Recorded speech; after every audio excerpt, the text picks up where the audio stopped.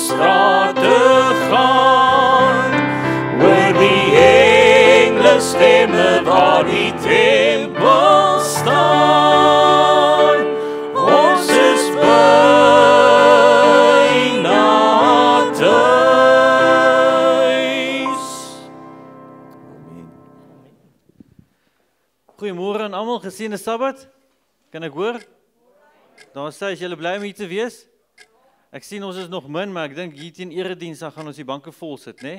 Hier is die mense wat die koue kan hanteer. So ons is bly julle is hierso en baie welkom. Ons geniet dat hier so lekker samesyn gaan wees. So eers op die agenda, ons wil net weer eens vir ons gassprekers baie welkom sê. Ons wil vir Adventiste Wêreld Radio ook baie dankie sê dat hulle hierso is en ons wil ook vir ons aanlyn luisteraars, want ons weet hulle saai hierdie uit regstreeks oor die radiogolwe. So ons wil vir julle ook baie welkom sê dat julle by ons aangesluit het en ons glo ons gaan 'n baie lekker Sabbatdag saam geniet.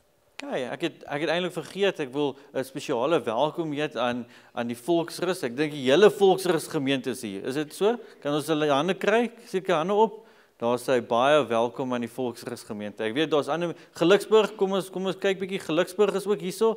Daar sê baie welkom aan julle en natuurlik ons lokale mense van Dandia, baie welkom. Daar sê steek julle hande op. Daar sê, julle is min, vir Dandia. Ek hoop hulle kom hulle almal vir erediens. En dan het ons vir Leroy Baxter ook daar. Hy's al die pad van Henneman af en hy het vandag by ons kom aansluit. So ons waardeer julle. Ook natuurlik baie dankie aan die musiekspan. Sonder julle is die atmosfeer nie dieselfde nie. So ons gaan op hierdie stadium gaan ons vir Wynand vra om vir ons 'n spesiale item te doen en dan sal ons 'n openingsgebed doen. Dan sal ons vir Dr. Freddy vra om op te kom. Baie dankie Wynand.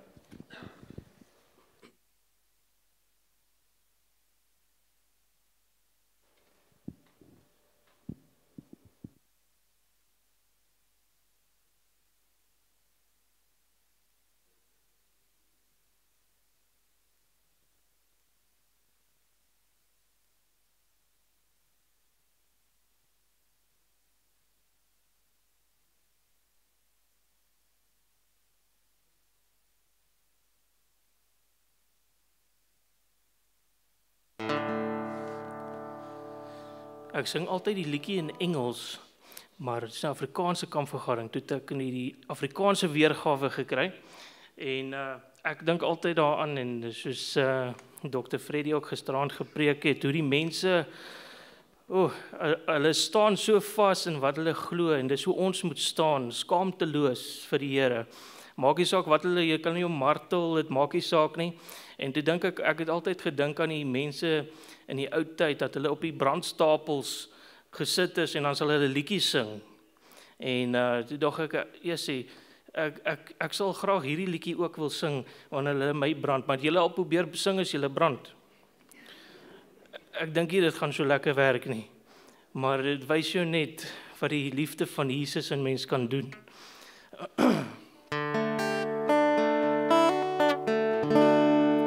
Ek weet verseker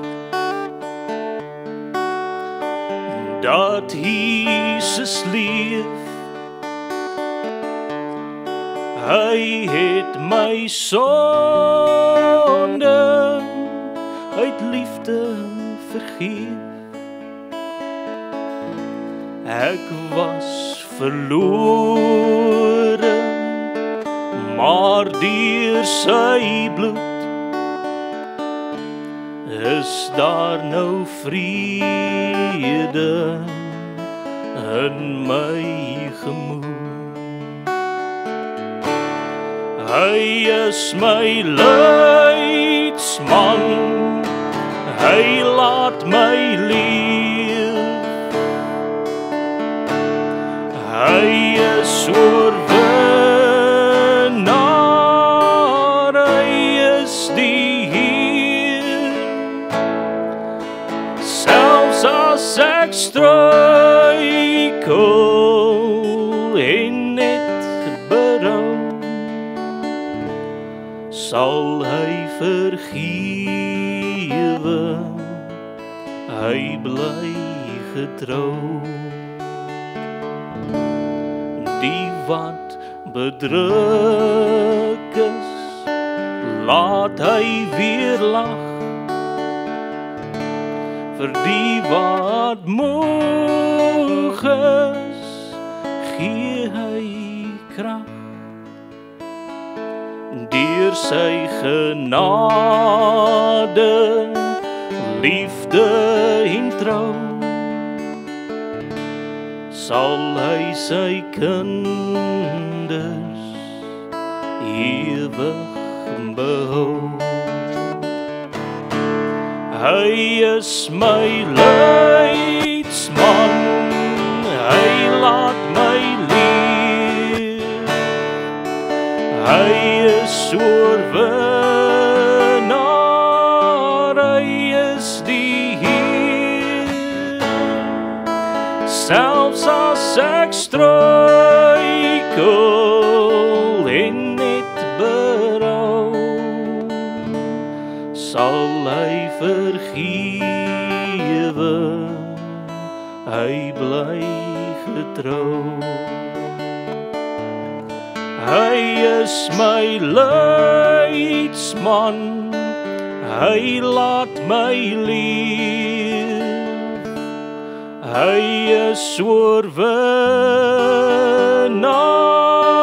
hy is die Heer. Selfs as ek struikel en net berou, sal hy vergewe, hy bly getrou. Sal hy vergewe, hy bly getrou. Baie dankie Wynand, ons waardeer die mense wat talent het. Ek wens ek kon ook so sing.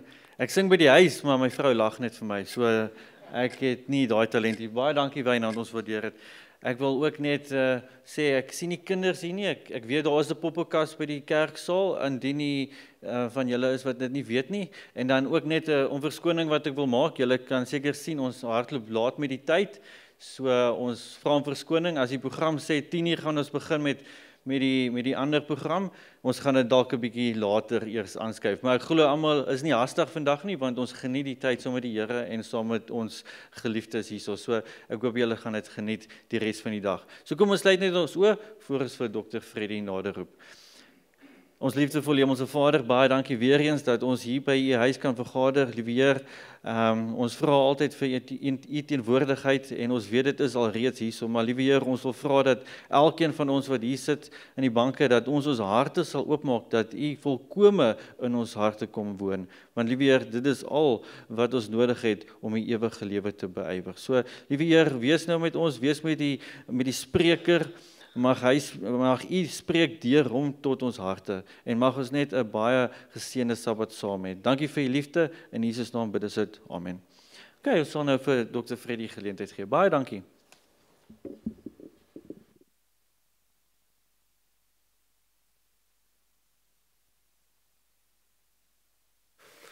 Goeiemôre. Ek moet sê dit is 'n voorreg om hier te wees.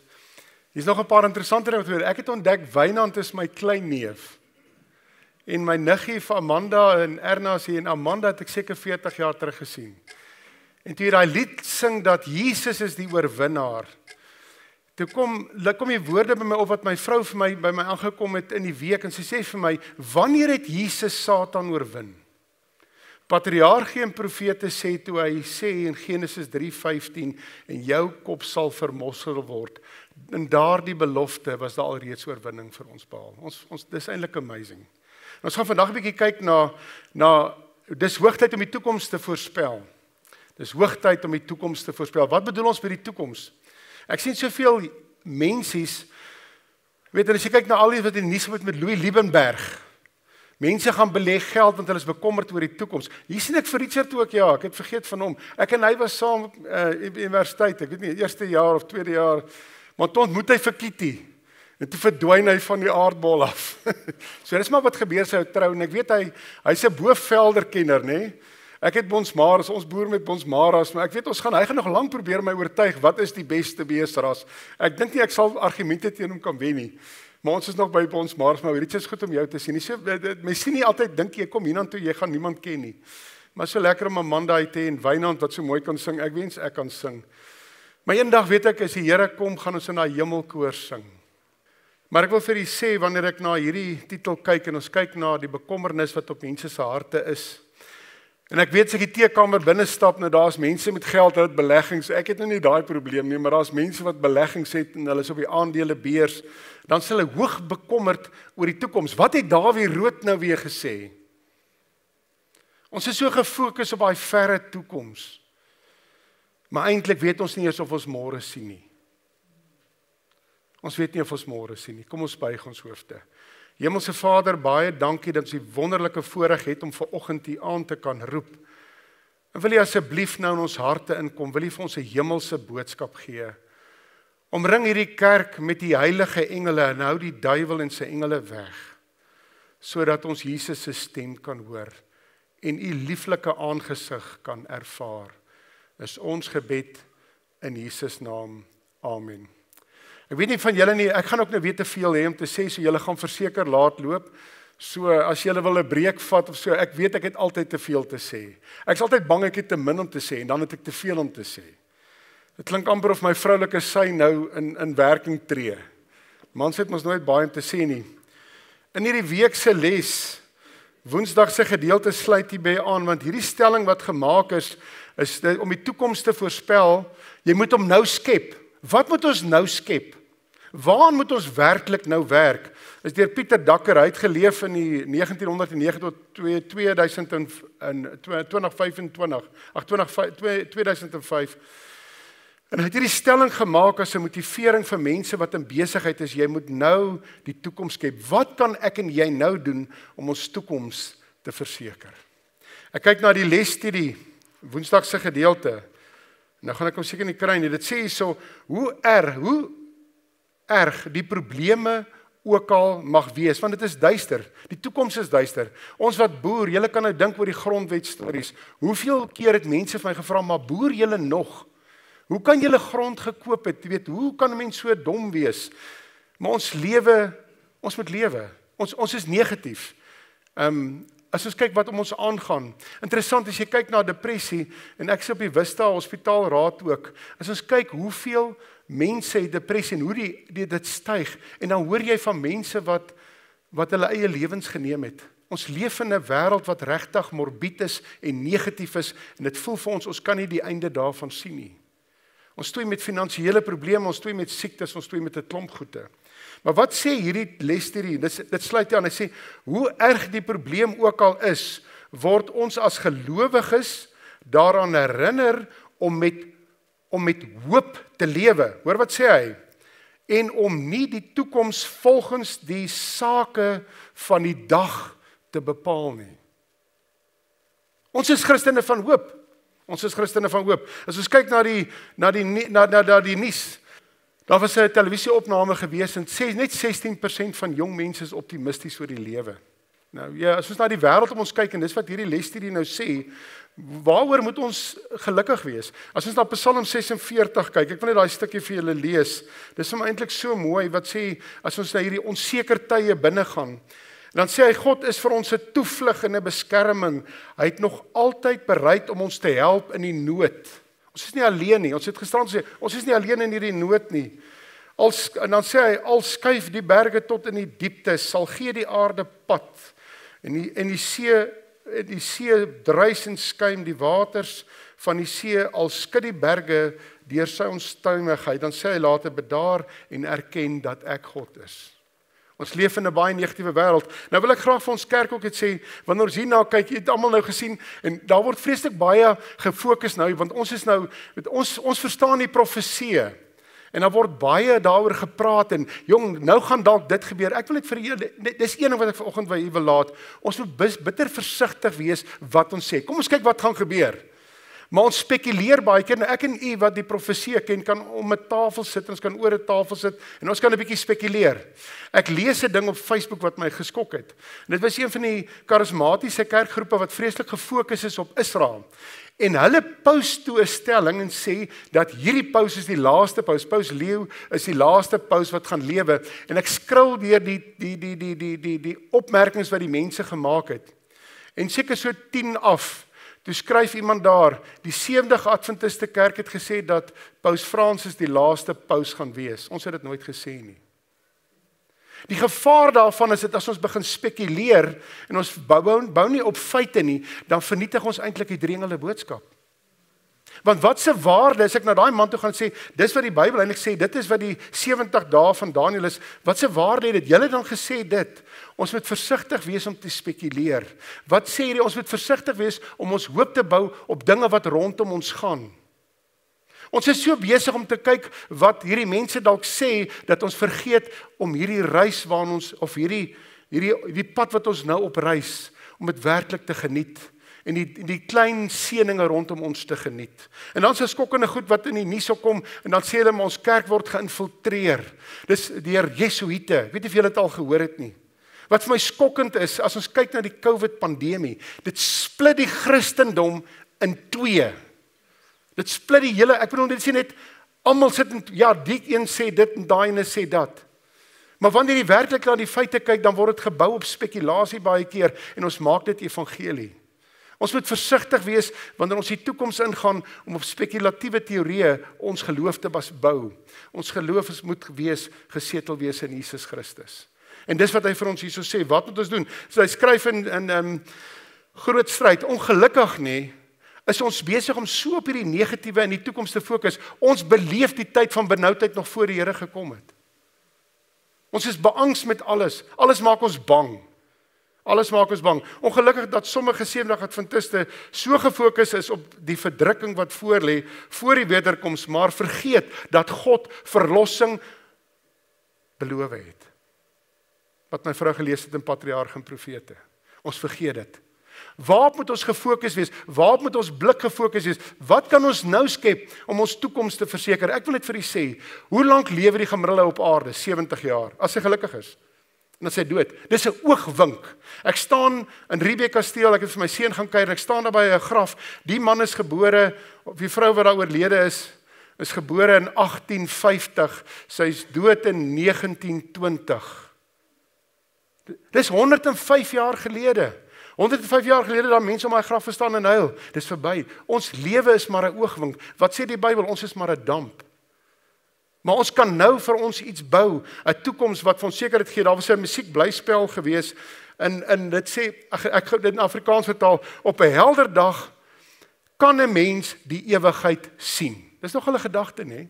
Op 'n helder dag kan ons die ewigheid sien. Wat moet in ons gedagtes verhelder sodat ons die ewigheid duidelik en helder kan sien? Waarheen is ons op pad? En ek dink in Hebreërs 39 en 40, as ons kyk na die geloofshelde van hierdie Bybel, wat het hulle gekry? Dit sê so, en alhoewel hulle deur die geloof getuienis ontvang het, hulle het baie beloftes gekry, het hulle die belofte nie verkry nie. Hulle het baie goed nie gekry nie. Maar omdat God iets beters oor ons beskik het, sodat hulle nie sonder ons volmaak sou wees nie. Daar's iets beters. En daarom, wat kan ons nou skep om my en jou toekoms te voorspel? Ons was een keer by 'n begrafnis van ons skoonseun se oom, en hy predikant het iets gesê.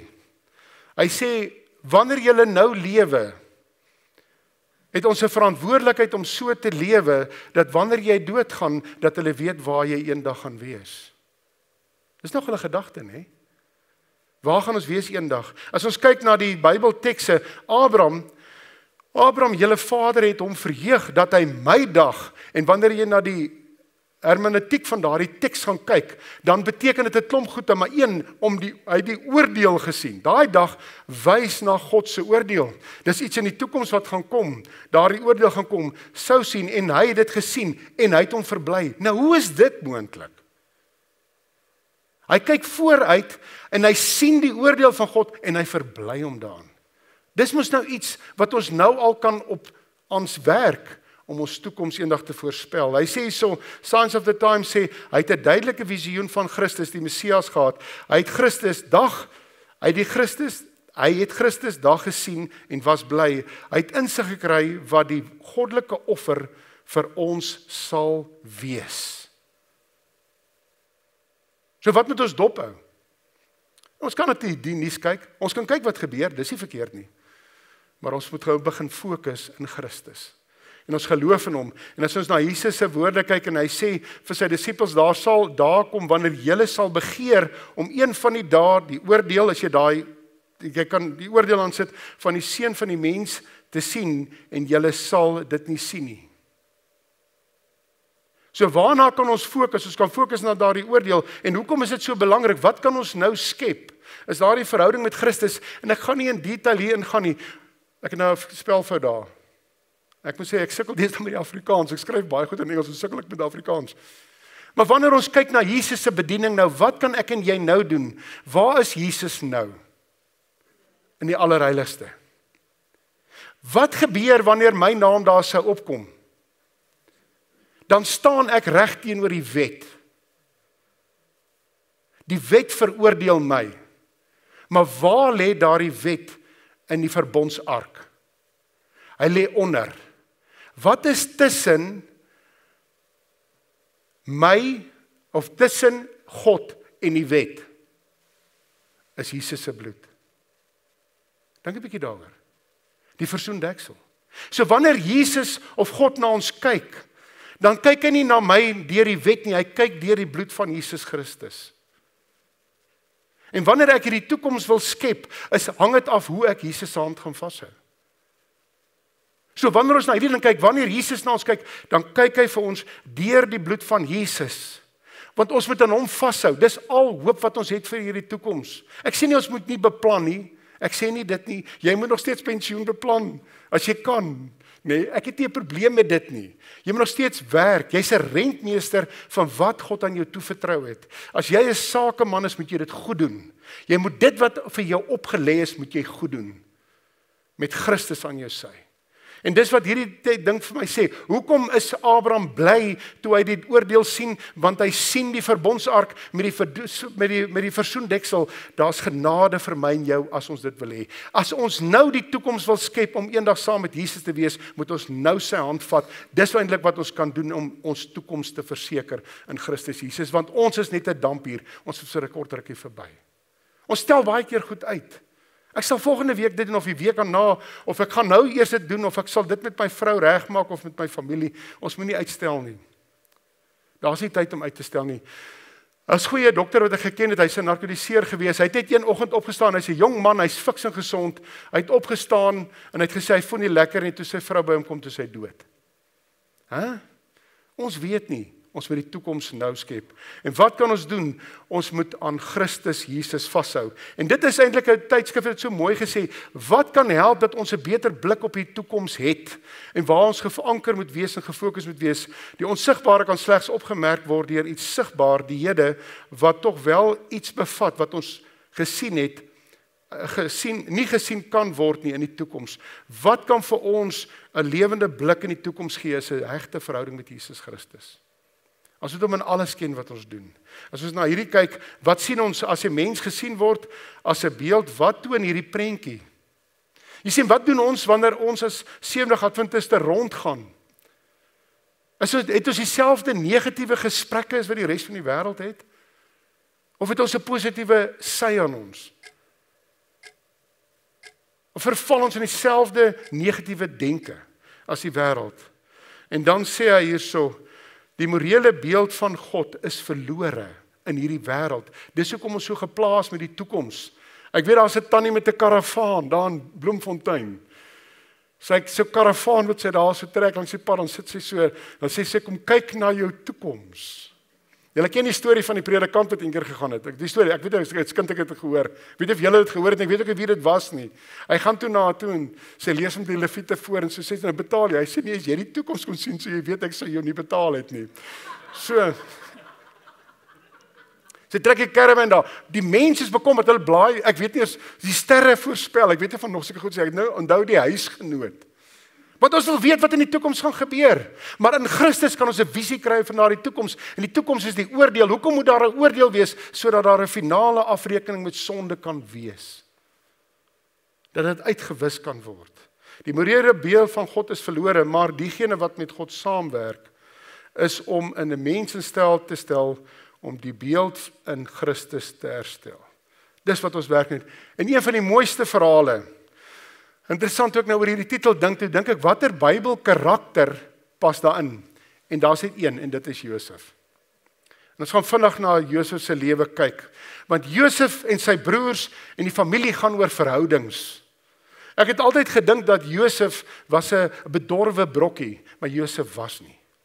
Josef was 'n man van integriteit. Baie keer dan hoor ek jong mense blameer hulle verlede en sê ja, maar as gevolg van my pa en my ma en my familie, dis hoekom ek is soos ek is. Josef het dit gedoen het, want sy pa het hom voorgetrek. Die regtige probleem in die verhaal was Jakob. Maak vir hom hierdie mooi kleed. Ek kan dink sy broers, kyk, hulle was dit om stouters, né? Nee? Julle weet as jy weer die Genesis lees, sy broers was dit om stouters. Hier maak Jakob vir Josef hierdie pragtige kleed. Wat het in hulle gedagtes aangegaan? Hierdie ou gaan die eersgeboorte reg kry. Hierdie man gaan die eersgeboorte reg kry. Dit gaan oor verhoudings. As ons kyk na Genesis het 50 hoofstukke. 13 van daardie hoofstukke word aan Josef gespandeer. Interessant ook nou daai brief skryf vir die provinsie wat ek nou nog die antwoord op wag. Vra ek nou vir die kunsmatige intelligensie. En ek gee vir hulle die titel. En ek sê watter Bybel karakter? Dis maar interessant, né? Nee? Maar ek sê toe nou, jy kan enigiets vra vir ChatGPT of vir ek weet nie of daar 'n Afrikaanse ene is nie. Praat Afrikaans intelligensie, maar ek tik daarin en ek tik hierdie titel in. En ek sê gee vir my Bybel karakters wat hierby inpas. Interessant, wat dink julle? Josef en die volgende was Nehemia. Interessant, die rekenaar sê dit vir my. Maar Josef is baie, en hy sê, maar Israel het Josef baie liewer gehad as die res van sy seuns. Dit het eintlik moeilikheid gemaak met Josef. Maar hy was 'n man van integriteit. Hy het alles wat hy gedoen het hy ernstig opgeneem. Josef was getrou in die kleinste dinge. Hy was 'n goeie rentmeester van wat hy gehad het. Maar natuurlik, die kleed het hy nou gekry. Dis nie sy skuld nie. Sy pa het hom so 'n bietjie voorgetrek. En hy het hierdie kleed vir hom gegee en hy gaan dan na sy broers toe. En julle weet nou die verhaal. Ons Genesis 37 gaan oor die hele verhaal van Josef. En hulle kyk vir hom en hulle besluit hoe hulle wil hom dalk doodmaak. Julle ken die verhaal. En toe redeneer hulle en toe sê Juda, is baie interessant. Hy sê kom ons verkoop hom. Kom ons verkoop vir Josef. Patriarge en profete sê die sondes van Jakob het die slegte gevolge gehad vir Josef. Dis waar dit begin het. En toe hy daar opdaag, toe sê hulle vir hom, maar hier kom die ou dromer. En toe redeneer hulle en toe gooi hulle hom in die put en toe vir Reuben hom red. Dis eintlik 'n baie mooi verhaal net om net deur te lees. Dit raak eintlik ou se hartsnare aan. Want dit gaan oor 'n gebroke verhouding tussen hom en sy broers. Maar dit gaan oor 'n man wat integriteit het. En dit sê so Patriarge Profete bladsy 208 sê die sondes van Jakob het slegte gevolge gehad vir sy kinders en bitter vrugte voortgebring. Sy vader se instruksies was lief daarvoor om God te gehoorsaam, alhoewel hy Josef was. Hy was lief om God te gehoorsaam. Josef het reeds karakter getoon die dag toe hy daai kleed gekry het. Hy het nog steeds die karakter gehad. En toe kry Josef hierdie drome en hierdie gesigte en julle ken almal die verhaal. En hy heg baie waarde daaraan en daar's 'n groot les daarin om te leer en hy gaan vertel vir hulle. Ek dink baie keer moet ons nie al ons drome deel met mense nie. Daar het een keer iemand 'n ding gesê, as jy 'n sakeman is, moet asseblief nie jou gedagtes deel met ander nie. Baie keer wil hulle jou gedagtes steel of hulle gaan jou nie glo nie. Doen dit bidtend. God kan vir jou ook 'n droom gee. Moenie opgee op jou drome nie. Maar vra Here in gebed, lyn my droom op met wat U vir my lewe beplan. En Josef het hierdie drome gehad en julle weet hoe sleg het dit toe gegaan. En hulle was eintlik baie kwaad vir hom. Hulle wou eintlik van Josef 'n probleem gehad het, maar kom ons dink 'n bietjie mooi oor hierdie kleed en Josef. Dis eintlik baie mooi. Dis een van die parallelle met Jesus Christus. Josef was die geliefde seun van Jakob en hierdie kleed het daardie verhouding bevestig. Dink 'n bietjie aan Jesus. Toe hy gedoop was, wat het God gesê? Dit is my geliefde seun. Openbaring sê wanneer hy kom, is daar die kleed van bloed 'n getuienis van daardie verhouding wat hy met ons het. Dis een van die mooi parallelle met Josef. Josef is werklik waar 'n tipe van Christus. Maar wanneer ons na Josef se verhaal kyk, ons kan vir ure en ure daarna kyk. Daar's soveel verskillende, soveel ooreenkomste met Jesus. Dit is eintlik baie pragtig. En dan sê hy in vers 2, die geskiedenis van Jakob, Josef het as seun 17 jaar, was hy maar oud geweest, toe hy klein vir opgepas het. Hy was jonk, dis die seuns van Bilha en die seuns van Silpa, die vroue van sy vader, en Josef het die slegte gerug oor hulle na die vader teruggebring. Ek het altyd gedink hy het stories vertel. Hy het nie. Hy het net kom vertel wat hy broers doen. Hulle was 'n klomp stouters. Hy het nie kom klik nie. Maar dit was sy integriteit wat hy het 'n verantwoordelikheidsin gehad, Josef. En dan sê hy, en toe sy broers sien dat hy daar is, toe besluit hulle, toe sy broers sien dat die vader hom meer as al sy broers liefhet, het hulle hom gehaat en kon nie vriendelik met hom praat nie. En hy het hierdie kleed gekry. Nou kan julle dink ook hy het hierdie drome gehad. En dit moet verskriklik wees. Hoe kan daai broer sê maar ons gaan voor hom buig, maar dit gaan oor daai gedagte dalk dat ek gaan my eersgeboorte reg verloor. Maar Josef het hierdie droom in sy brein bewaar. En interessant, as jy kyk nadat hy die tweede droom vir hulle gee, hoe is Jakob eintlik half opgetrek met Josef. Hy sê vir hom, luister hierso. Bietjie, basta man. Maar die Bybel sê Jakob het dit in gedagte gehou.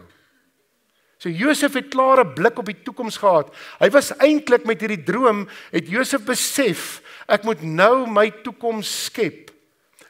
Ek moet nou my toekoms voorspel deur dit nou te skep. Hy weet nie wat gaan gebeur nie. Maar iets in hierdie toekoms gaan gebeur. En dan kyk ons na hierdie, en broers was afgunstig op hom. Julle almal ken nou die mooi verhaal, dit is in vers 11. En Josef, toe hy by sy broers kom, trek hulle Josef se rok uit, met lang moue aangehad. En Judas sê toe, nee man, ons kan hom nie doodmaak nie. Kom ons doop hom maar in bloed. En toe neem hulle Josef se rok, 'n slagge bok, en druk dit in bloed. Dis eintlik ongelooflik om te dink, een van die tweede groot parallelle.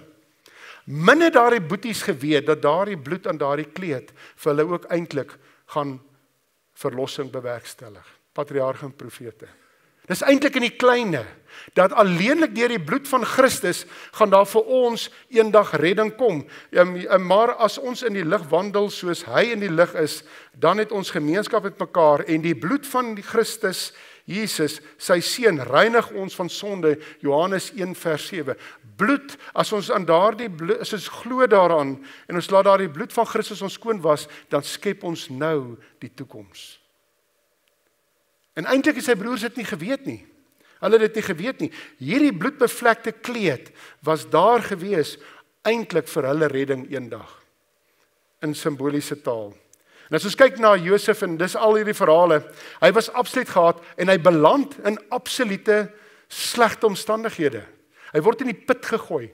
Ons kan ure daaroor praat. Hy sit daar in 'n put. Hier kom die Ismaeliete aan, maar hy sit daar in die put, in 'n diep gat. Hy's onskuldig daar. En dan kom hy in Potifar se huis. Hy is onskuldig daar.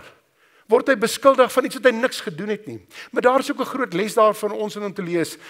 Wat gaan Satan gebruik om die plan A, luister mooi, wat God vir ons het, in die wiele te ry? Ek onthou, ek sê my vrou, God het net 'n plan A. Sy sê, maar wat? Daar's net 'n plan A. My en jou lewe het net 'n plan A. En die plan A vir Josef se lewe was, dat hy eendag in Egipte moet uitkom. Wat was die plan A met Jesus gewees, dat hy eendag vir ons aan die kruis moet sterf? Daar's net 'n plan A. Daar's baie keer hierdie ompaaie, en Satan het geweet, as hy Josef kan vernietig, kan hy dalk die hele Israel vernietig. So Satan het ingekom met al sy planne, hulle gaan vir Josef doodmaak, toe sê hulle, nee, ons maak hom nie dood nie, ons gooi hom in die put, en hy het hierdie put ervaring, hy beland in Potifar se huis, en hy word onskuldig in die tronk gestop. Maar kom ons dink 'n bietjie oor Potifar se huis. Wat is die twee groot goede wat ek glo vir ons as Sewendag Adventiste, as ons die einde van tyd nader, wat ons toekoms in die wiele kan ry eendag saam met Christus Jesus, wat kan dit wees? Dit gaan wees die Sabbat dalk. Ons hamer baie daarop, maar ek sê vir die oortreding van die 7de gebod is 'n baie groter probleem. As jy kyk na pornografieverslawing, as jy kyk na die egskeidingssyfer, die 7de gebod is net so 'n groot probleem vir ons kerk wees as wat die Sabbat gaan wees. Want wat het hy gedoen, Satan? Hy het hom probeer verlei, hy laat daai tannie kom. Nou, ons het almal, weet nou, flikker sy haar oogwimpers vir hom. Ek weet nie wat sy alles gedoen het nie. Maar hy het besluit, ek skep my toekoms, want God het 'n plan A met my lewe en ek gaan dit nie in die wiele ry nie.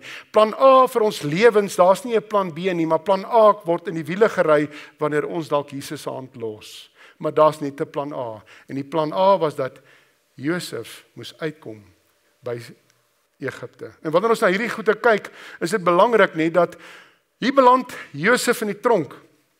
Nou wat kan ons doen? Wanneer ons uitdagings het, ons kan God begin blameer. Ons kan dit doen.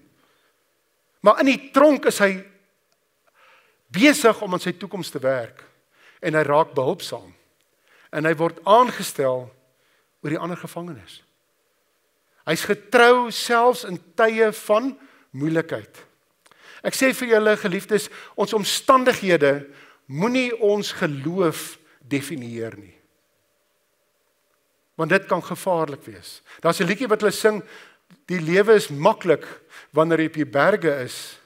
Is nou 'n Engelse lied, as wat dit in die valleie is. Dis baie maklik om daarbo te wees. Dis baie maklik, is daar dalk nie uitdagings, jy weet, ek sit met 'n, sê nou maar, dis hipoteties, 'n groot bankrekening. En dan vertel ek vir julle, hoe leef ek in geloof? Omstandighede moenie my geloof definieer nie, maar my verhouding met Jesus Christus. En dis wat Josef gehad het, hy het hierdie droom gehad, hy sit daar in die tronk, hy het hierdie droom in sy gedagtes, hy weet dat God het 'n plan A met hom, en daar gaan iets amazings gebeur. Jy sien, mense het hom teleurgestel, maar hy het heeltyd aan God vasgebou. Hy was getrou, selfs toe hy onskuldig aangekla is. Geloof moenie ons omstandighede, die taak wat aan ons toevertrou is, geliefdes, moet ons doen, alles het ook hoe sleg. Want hy sit daar in die tronk, en hy beskou sy tronkskap as die taak wat God van hom wil hê, om plan A in sy lewe te bereik. Hy gee nooit op nie. Nou, ons maak almal foute ook, nie? So ons moenie skuldig voel as ons foute maak nie, ons moet net na Christus toe gaan. Satan wou hom vernietig. 1 Petrus 1 vers 7 sê, sodat die beproefdheid van julle geloof, wat baie kosbaarder is as goud, wat vergaan maar deur vuur gelouter word, bevind mag word tot lof en eer en heerlikheid by die openbaring van Jesus Christus. Ons geloof moet daardie beproefdheid hê. Ons gaan beproef word op hierdie paaie. As jy met 'n Google Maps, as jy insit, hoe ry mens dan weet toe van Bloemfontein, dan gee jy partykeer 2 paaie.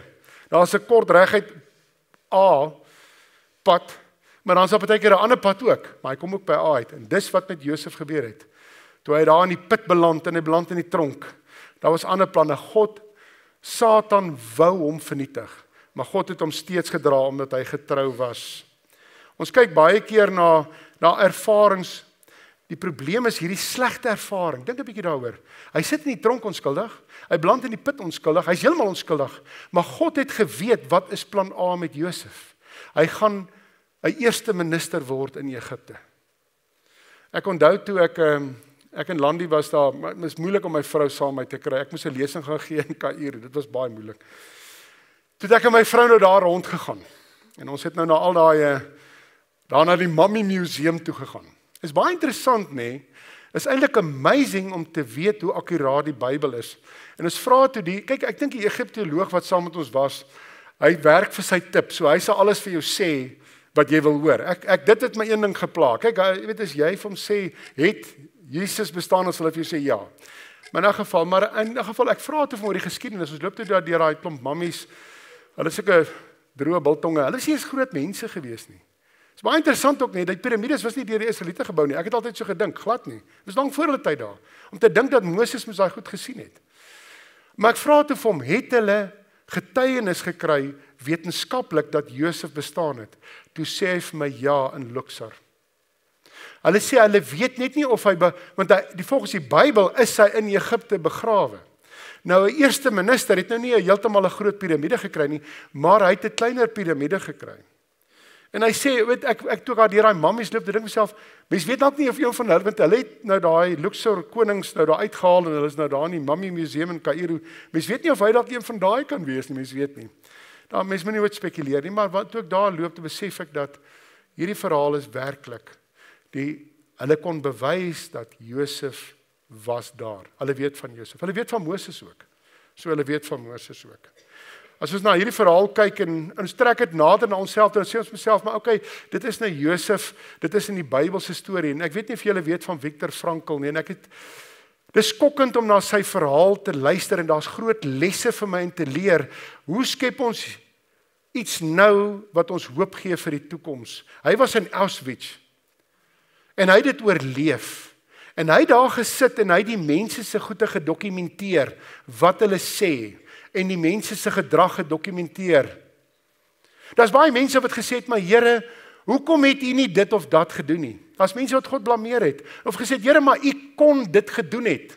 Die Here hoef nie, hy kon verhoed het dat Josef deur daardie put-ervaring en deur die tronkervaring moes gaan, maar God het geweet dat Josef gaan eendag die eerste minister word, hy gaan baie versoekings moet kan weerstaan. Hierdie was deel, hy het dit Satan toegelaat om hierdie dinge te laat gebeur met Josef, sodat Josef se karakter sterker kon wees in die einde.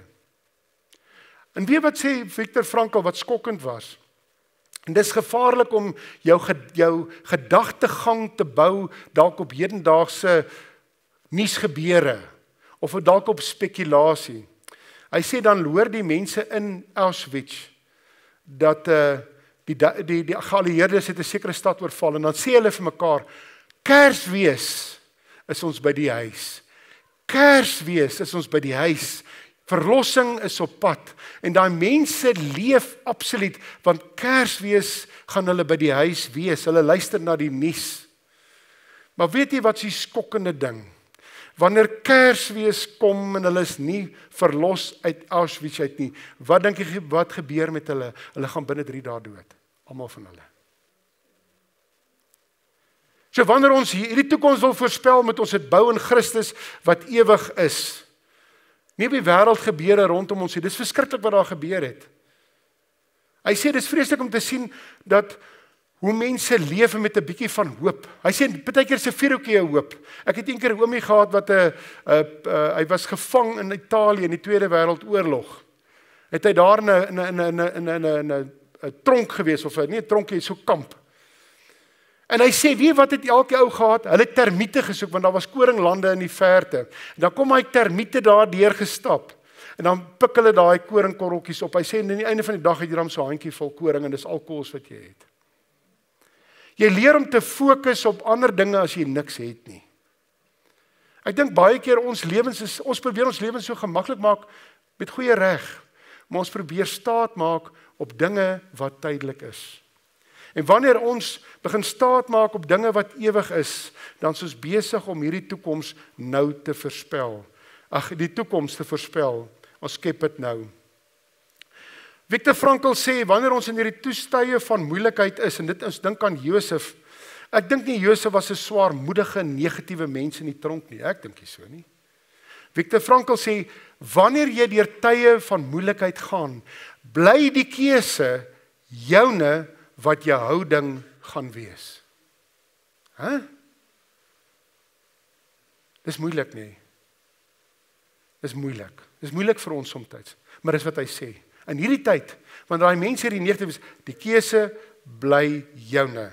En dan interessant ook as jy kyk, daar was 'n Corrie ten Boom, dit was in daai boek, daai Jesus Freaks wat ek gisterand gewys het. Julle weet van haar. Is eintlik baie mooi. Sy sit in een van daardie ook in Auschwitz. En hulle plekkie waar hulle bly is vol luise. Het hulle die storie al gehoor?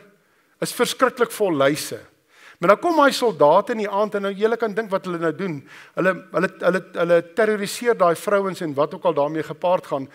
Maar as gevolg van die klomp luise in hulle bungalow waar hulle geslaap het, die soldate nooit so intoe gekom nie. En weet wat het sy gesê? Sy het vir die mense gesê, kom ons buig ons hoofde en ons bid en ons sê vir Jesus, dankie vir hierdie luise, wat hulle so byt. Eintlik het dit hulle beskerm. En toe sê sy, 'n mens moet in alles en alles wat jy doen, opreg dankbaar teenoor God wees. Onthou die ewel op hierdie aarde is Satan. Ek kry 'n man en 'n vrou, hulle het 4 kinders, die vrou gaan dood aan kanker. Hy vra vir my, waar is die liefdevolle God? As 'n prof van Lisbon, ek en hy stap, ons het 'n ding laas jaar in Johannesburg gehad, en hy stap so in by, dis die donderdag aand, ek weet nie wat sy geloof hy is nie, ek dink hy's 'n Rooms-Katoliek, maar hy stap so saam met my, hy sê vir my, Freddie sê vir my, sy vrou is dood aan pankreaskanker, hy kan dit nie verwerk nie, en hy stap so, en hy sê vir my, Fred sê vir my, 'n liefdevolle God, hoe kon dit gebeur, uit die bloute uit, sê hy dit vir my, en ek sê vir my, ek het nie die antwoorde nie, want dit is die groot stryd. Dinge wat sleg is, wat gebeur, is Satan. God wil vir ons net goed hê, maar is Satan. Maar hoekom weer hy ons sê altyd, as ons kyk na hierdie verhale, want hy louter ons geloof. Ons weet nie hoekom moet ons deur hierdie goed te gaan nie. Ons verstaan dit nie. Ons kan nie altyd sien nie, maar wanneer ons aan Christus vashou, dan hou ons vas in die toekoms en ons is besig om die toekoms te skep. Alles kan van 'n mens weggeneem word, 'n mens se vryheid, sê Viktor Frankl.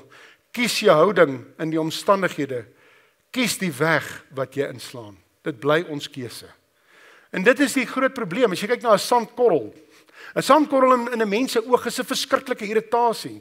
En wanneer daar soveel irritasies op ons paaie kom, dan skep dit maak eintlik wie ons is. Dit definieer wie ons is. Dit bring uit wie ons is. Nou het my vrou weer dit gesê, nou trigger dit my weer. Ons is mos so. Dan is ons weer kwaad vir alles. Maar daai selfde sandkorrel wat irritasie veroorsaak, kan 'n parel veroorsaak. En ons moet daai keuses maak.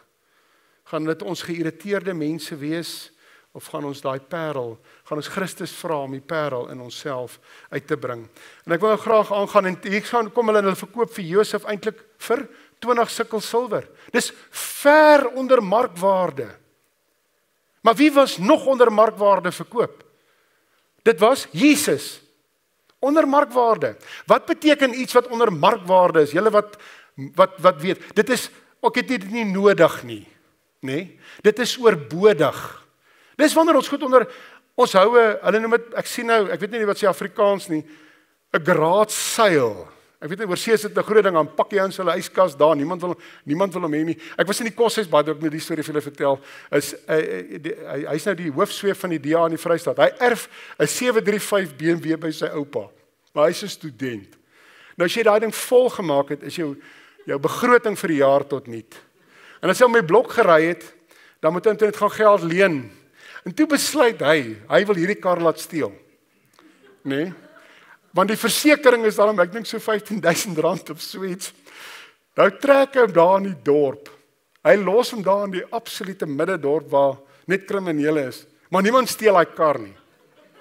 So 'n week later gaan haal hy weer die kar, weer met 'n tweede lening. Want dit is so duur. Hy sê vir my, toe vat hy hom terug, hy los die sleutel en hy los die vensters af. Toe steel niemand die kar nie. So baie keer nie, as iets onder markwaarde is, maar wanneer kan ons God onder markwaarde verkoop aan die wêreld?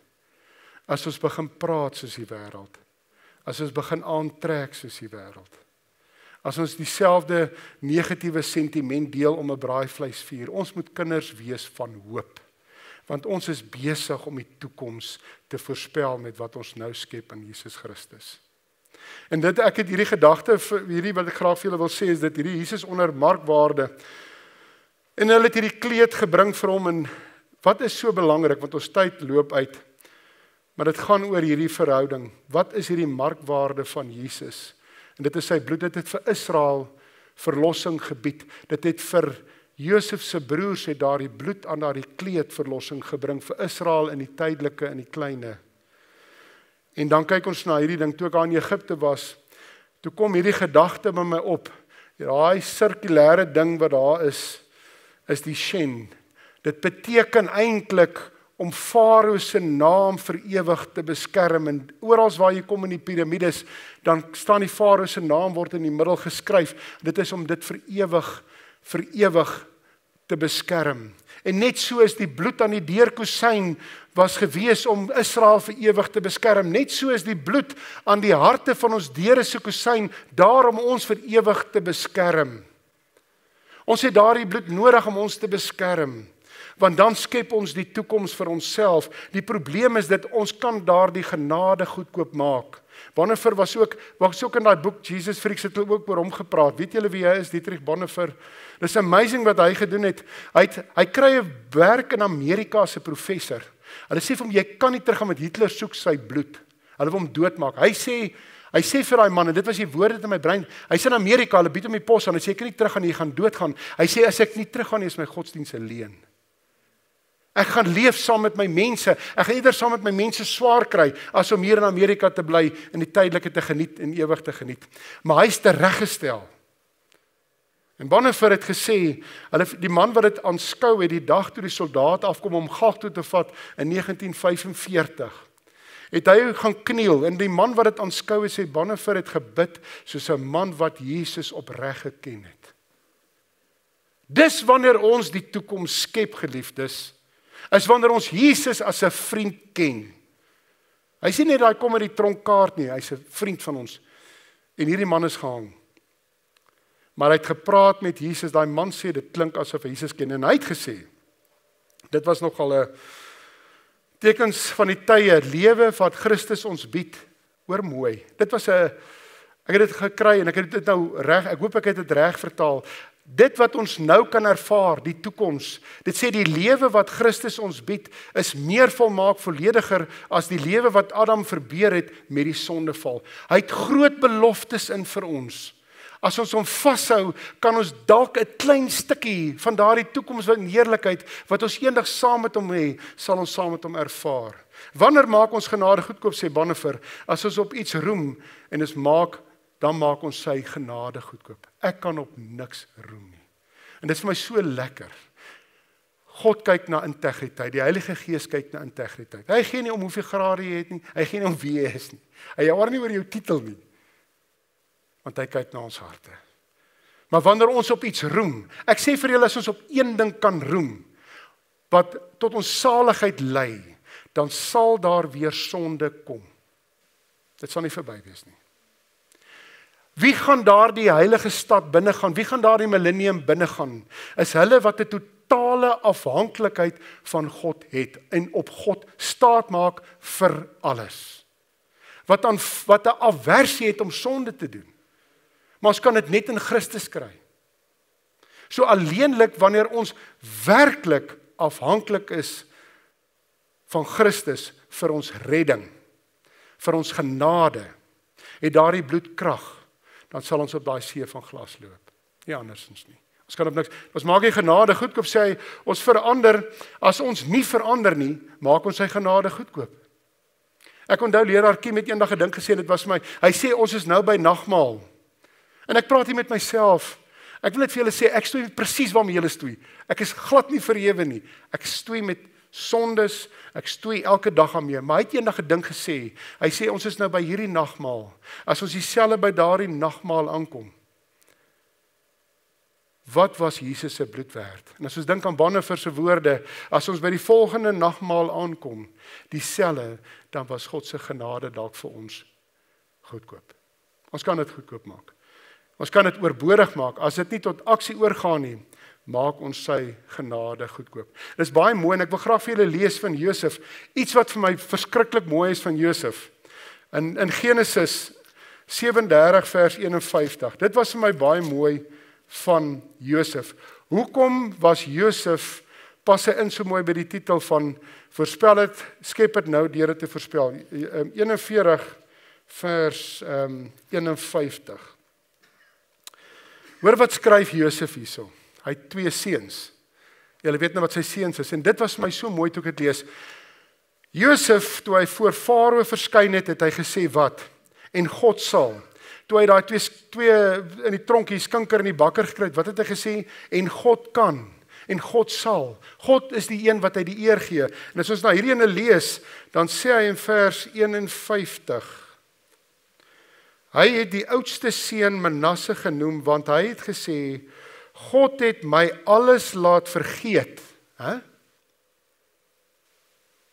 Ons blameer so baie keer die verlede.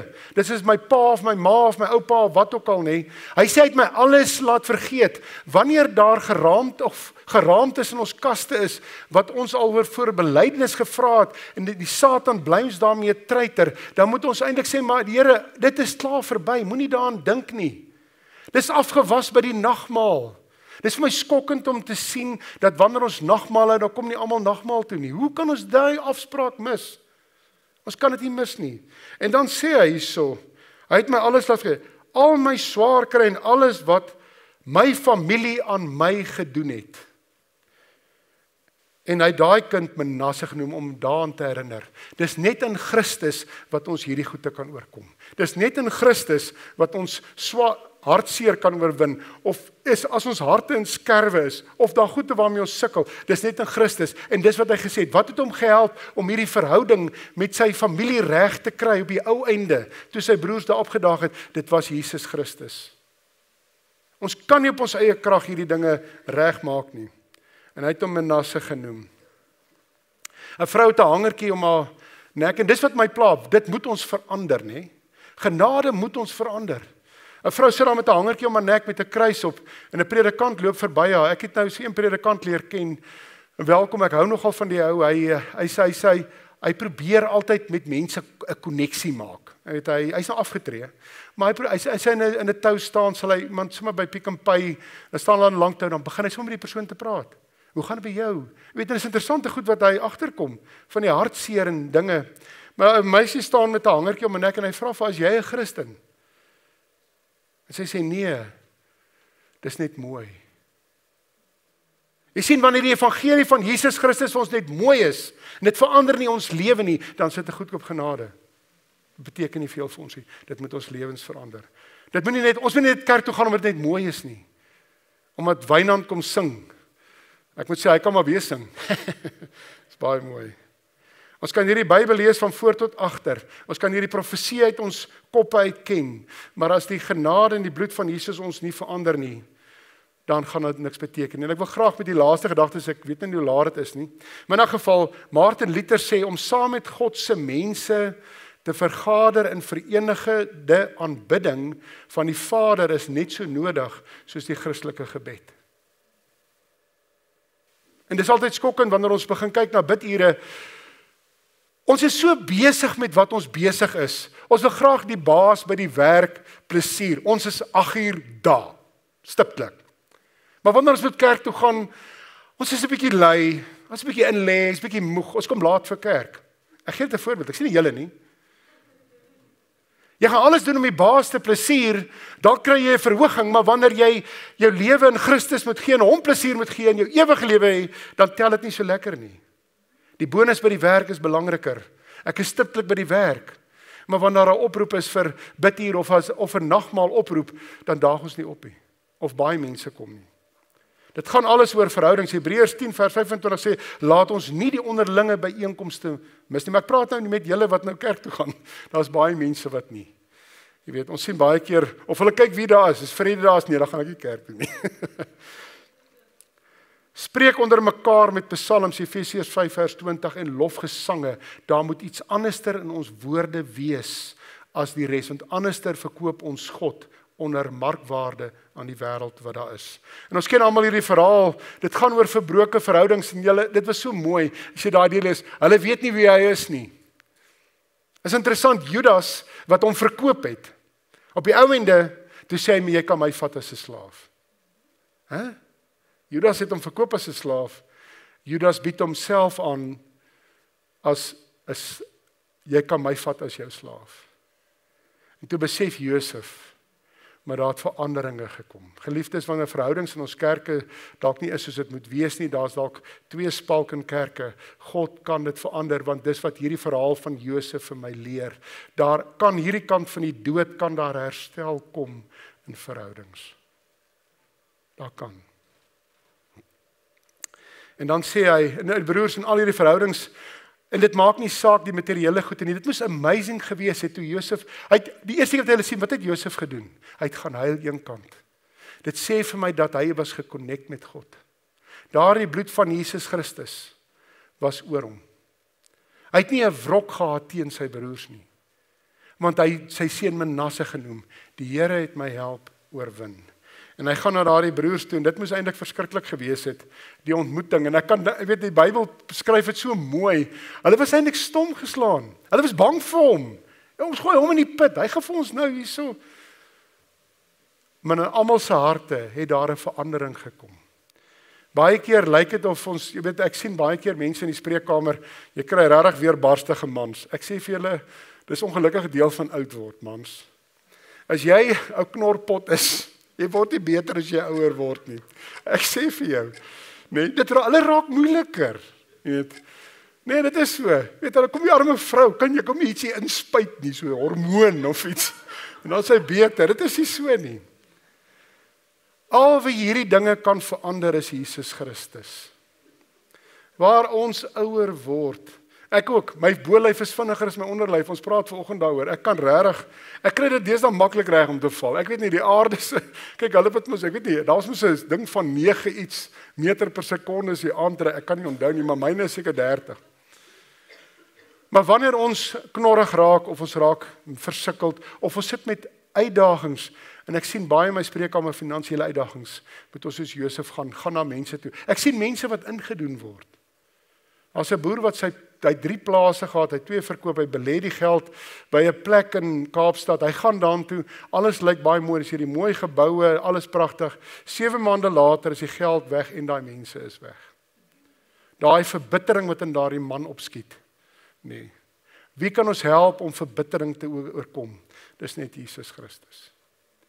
En dis wat ons sê, wanneer ons toekoms wil voorspel, kan ons dit nou skep. Want daar wag vir my en jou 'n beter lewe hierna.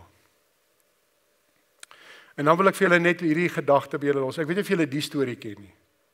Daar was 'n film ook daaroor, maar ek het nie die film gesien nie. Maar die woorde van hierdie lied wat hierdie man geskryf het, was my mooi. Bart Miller. En wanneer ons na hierdie verhouding kyk, dis sy pa.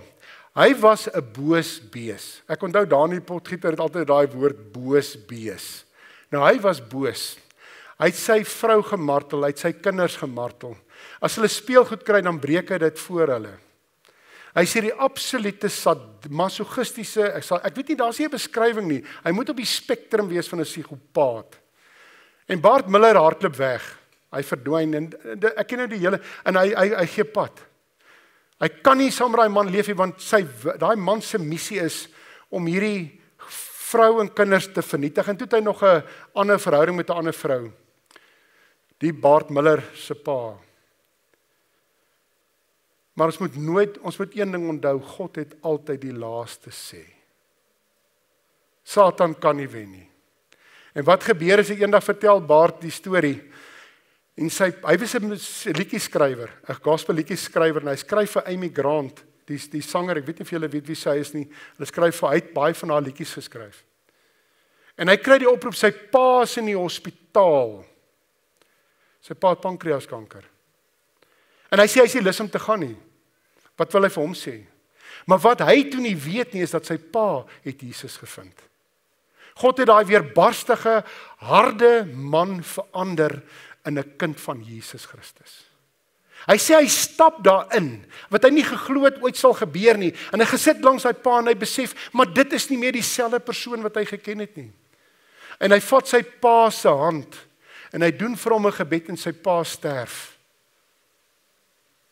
By die begrafnis ontdek hulle hoeveel goeie goed daai pa gedoen het. Vir mense wat hy gehelp het. Dit was ongelooflik. En toe skryf hy 'n lied. En dit is hoe ek dit sien wanneer ons die toekoms sien. Dit wat ons nou, die ontberings of die uitdagings wat ons nou het, gaan niks wees van wat ons eendag gaan hê nie. En hy skryf hierso, ek hoop ek kan dit nou so vinnig vry vertaal. Hy sê, wanneer ek Jesus sal sien, dis waaroor hierdie liedjie Mercy Me gaan. En ek word omring deur jou glorie. Hoe gaan my hart voel? Gaan ek dans vir jou voor u Jesus? Of gaan ek net in absolute verbasing u aanskou? Of gaan ek op my knieë neerval en halleluja sing? En dis waarheen ons op pad is. Ons het uitdagings op hierdie aarde. Ons almal het. Maar die toekoms is, wanneer ek en u Jesus gaan sien, en sy heiligheid ons gaan omring, en ek sê vir u, dan dink ek gaan al ons vrae weg wees. Ek dink wanneer ons Jesus aanskou, gaan daar nie meer vrae wees nie. En dan sê hy so mooi, en ek sal al julle trane van julle oë afvee. It's amazing. So dis my gebed vir elkeen van u. Wanneer ons hier uitmekaar uitgaan, dat ons in ons verhoudings met Jesus sal werk, want dis waar ons toekoms lê. Voorspel u toekoms nou, of voorspel die toekoms nou, deur dit nou te skep in Jesus Christus. Dis my gebed, kom ons buig ons hoofde. Hemelse Vader, baie dankie dat u vir ons lief is. Baie dankie Here dat ons die voorreg het om u te kan aanbid. Dankie vir die verhaal van Josef en waar ons hier uitmekaar uitgaan. Elkeen op ons eie paaie met ons eie uitdagings. U ken ons harte, Here. Maak ons harte sag en help Here dat die bloed wat u vir ons in die kruis gestort het, dat dit vir elkeen van ons nie verniet sal wees nie. Neem ons sondes weg. En Hemelse Vader, as daar dinge is wat ons moet regmaak met ons medemens of die mense rondom ons of met wie ook al, help dat ons dit in Christus sal doen. Wil u vir ons die weg wys en dat ons Jesus sal eer in ons verhoudings en dat alle verhoudings kan herstel word. Dis ons gebed in Jesus naam. Amen.